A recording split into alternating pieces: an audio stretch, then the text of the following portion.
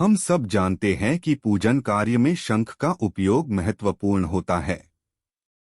लगभग सभी देवी देवताओं को शंख से जल चढ़ाया जाता है, लेकिन शिवलिंग पर शंख से जल चढ़ाना वर्जित माना गया है। आखिर क्यों शिवजी को शंख से जल अर्पित नहीं करते हैं?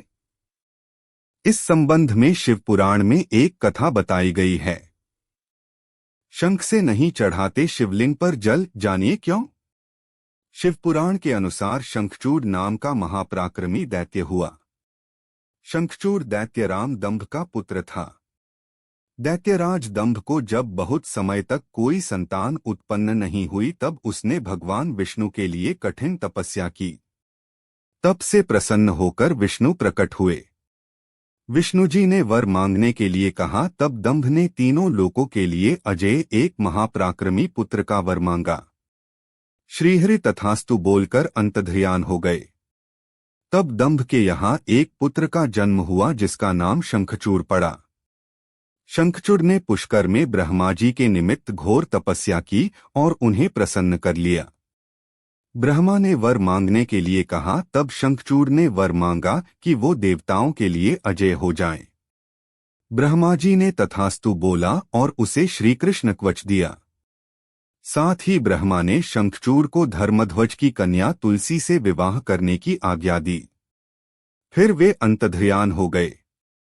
ब्रह्मा की आज्ञा से तुलसी और शंखचूड़ का विवाह हो गया। ब्रह्मा और विष्णु के वरदान के मद में चूर दैत्यराज शंखचूड़ ने तीनों लोकों पर स्वामित्व स्थापित कर लिया। देवताओं ने त्रस्त होकर विष्णु से मदद मांगी, परंतु उन्होंने खुद दंभ को ऐसे पुत्र का वरदान दिया था। उन्होंने शिव से प्रार्थना की। तब शिव ने देवताओं के दुख दूर करने का निश्चय किया और वे चल दिए। परंतु श्रीकृष्ण कवच और तुलसी के पतिव्रत धर्म की वजह से शिवजी भी उसका वध करने में सफल नहीं हो पा रहे थे। तब विष्णु ने ब्राह्मण रूप बनाकर दैत्यराज से उसका श्रीकृष्ण कवच दान में ले लिया। इसके बाद शंखचूड़ का रूप धारण कर तुलसी के शील का हरण कर लिया। अब शिव ने शंखचूड़ को अपने त्रिशूल से भस्म कर दिया और उसकी हड्डियों से शंख का जन्म हुआ।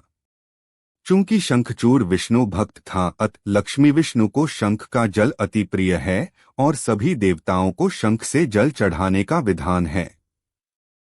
परंतु शिव ने चूंकि उसका वध किया था, शंख का जल शिव को निषेध बताया गया है।